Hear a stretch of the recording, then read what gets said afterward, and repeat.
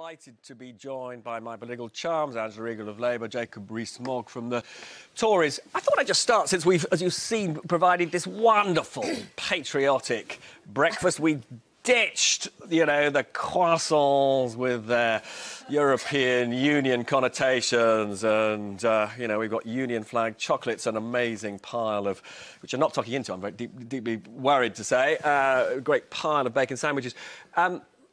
Jacob, when you heard Andrea Leadsom say that people like me have to be more patriotic in our coverage, what did you think? Well, I thought you should have started your programme with a rendition of Land and Hope and Glory, then we should have stood up for the national anthem, and you've wonderfully given us a patriotic breakfast. I think you're getting into the spirit of things. This is admirable.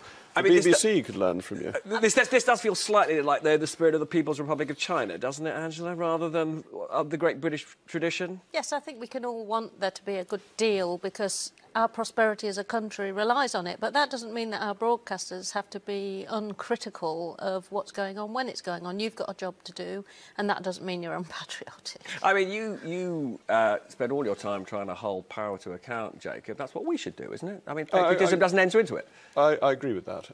I think there is an issue, actually, for the BBC. I happen to think the BBC was incredibly good during the referendum campaign and tried very hard, in spite of the fact that most people there were for Remain, to be impartial. And I think they succeeded in that. But I do think the BBC has a strong tone of Remonerism. And that is an issue. Do you detect that, Angela? No, I don't. And I actually object to this phrase, Remonerism, or Remoners.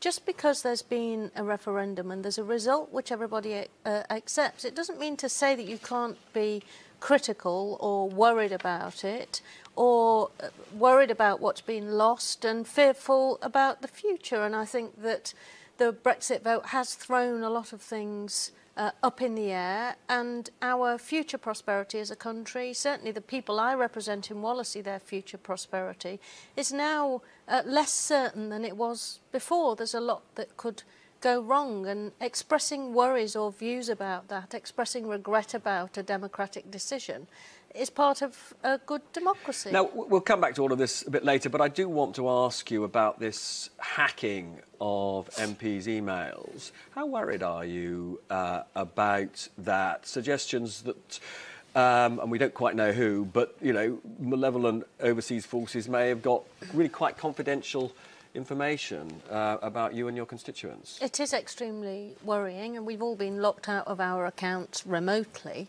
And we know that various state actors over the last period have mounted cyber attacks on parliamentary systems. I just hope that they've been able to protect that confidentiality. Have you had any information yet, Jacob, from the authorities about what may have been compromised? No, I've had no specific information, but I agree with Angela. It is concerning. It would have been more concerning if it had been the Ministry of Defence that had been hacked. The information could be embarrassing and awkward that's released, but it won't affect national security. But I think cybersecurity is going to be an increasing challenge for the government, particularly as the people who seem to be involved are state operators, and that this is an attack on the nation by another nation, and that's really tricky in terms of foreign affairs. We'll come back and chew over that and other things in just a few minutes, but now I'm delighted to be joined by the International Development. Delighted that my two political chums are still here. And really what I wanted to pick up with you, Jacob and Angela, about was really, I think, two things that I was discussing with Priti Patel. One was this whole question of how long Theresa May has got as Prime Minister. What do you think, Angela? Well, look, I think that the big elephant in the room with Priti's interview over there was the fact that Theresa May went to the country asking for a huge mandate, expecting a landslide victory, 20% ahead in the polls, and came back with a drubbing. She's lost her majority, she's lost her authority. She may be in power for now, but she's being tolerated by the Conservative Party. She has actually weakened the country's chances of getting a good deal by her huge miscalculation over the election and calling the election when she said she wouldn't. Now, obviously, I'm going to pick up these points with Jacob in a minute, but I should point out, for those people who may not have noticed at home, that Labour did actually lose the election. You're not in power. That's true, and but we didn't win but it was Theresa May who lost. And she went to the country asking for a huge mandate to have a hard Brexit, and she didn't get it. She was actually humiliated. And that is a problem, isn't it, Jacob, that her negotiating position was weakened by the election? Well, I think all this is hugely overstated. Is it? Yes. Mrs. Why? May won the highest vote share of a Conservative Party. No, But this is really important because why is it? We get an exaggerated response to an election result that was not good for the Conservatives, but was not a disaster. The highest vote share since 1983, more votes than Tony Blair got in 1997. So, but you don't have a majority in Parliament. That's absolutely right. So I'm not.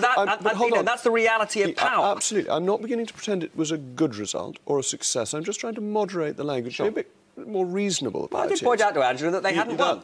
That's right. The Labour Party lost an election for the third time running. The Conservative Party's position went down a bit. Mrs. May remains the Prime Minister in the normal constitutional way. Assuming she commands a majority in the House of Commons, she has all the authority in all normal respects of any Prime Minister. Legislation may be more contentious, but all the executive powers of the Prime Minister rest with Mrs. May. And our European... But the fundamental problem is related to Brexit. She went to the country trying to reinforce her negotiating position, and there is no question, Jacob, I mean, you know, you're not naive about this. The mood and the composition of the House has changed, and backbenchers will be more of a problem for her on Brexit. I don't think that's right, actually, because the Article 50 bill has passed. And we have a lot to thank Gina Miller for, actually, because it is now in law that we leave the European Union by the end of March 2019. There is no majority in Parliament for repealing that law. If the laws proposed in the Queen's speech don't get through... But hang on a second. But can I ask you a question about this? I mean, obviously, you would argue that we are leaving the EU, but for many people in your party, the way that we leave the EU really matters. That's absolutely right. But what I'm saying... I think we need a much more consensual Brexit now. I don't think that... So you would agree with Justin Welby, would you, the idea of this commission? I think that's an interesting idea. What do you think? No, I don't agree with His Grace. I think that it's rather a naive view, actually, that politics works, that the party of government makes decisions. Well, look, and the party of government, as long as it commands a majority in the House of Commons, is then accountable to the electorate. We do not know what will happen with the Queen's speech next week, because Theresa May, before she went to the palace to reinstall herself as Prime Minister, said there was a deal with the DUP.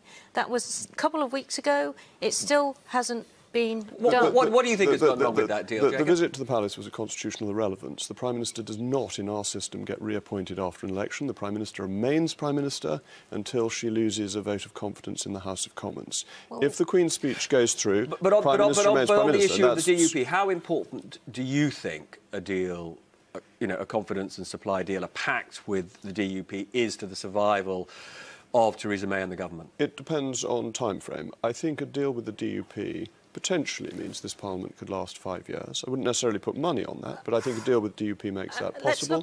I think without a deal with the DUP, a 5-year time would be unlikely, but I still expect that there would be a reasonable time frame without a formal deal. And are you uncomfortable about the sums of money that the DUP appear to be asking for in terms of Northern Ireland investment as a condition? It looks like a bribe. If you want some good news from a Conservative point of view from the election result, it was that it was very positive for the Union. Very good results in Scotland for Labour, the Conservatives and the Liberal Democrats, with the pushing back of separatism there. But I think including Northern Ireland in ordinary UK politics is really important. A Northern Irish MP is just as valid an MP as one from Somerset, and I think we should remember that, and bringing Northern Ireland into the United Kingdom. We're almost up to the break. Could I ask Jacob just one very, very quick question? OK? We're useful to have a yes or no if possible, because we are almost out of time. I'll do my best. Do you think that Theresa May will be leading the Tory party at the time of the next election, whenever it is? Yes. You do genuinely think that? I think she will, because there is no desire to have a change. And all this stuff in the Sunday papers is folderol. Why is it there then, Jacob? It's been put there by the leadership contenders that are in the Tory party trying to knock off your current Prime Minister. There are lots of ambitious people in all political parties who like to speculate about their chance. But let me tell you that lots of people, of course, have conversations about the disappointment of the election result and a feeling that this didn't go well, and a recognition that the person at the top has to take responsibility Things for are that. changing. I think Unfortunately, things are I'd be very changing screaming in my ear. I just need to complete, because the Yeah, conversations fine, then quickly. end by saying we've got to hold on to her, and that's what Conservative MPs are saying in the Not what tea rooms Conservative in throughout MPs are saying Parliament. to me, but there we go. Exactly. We're obviously talking to different people. Don't go away, because after the break...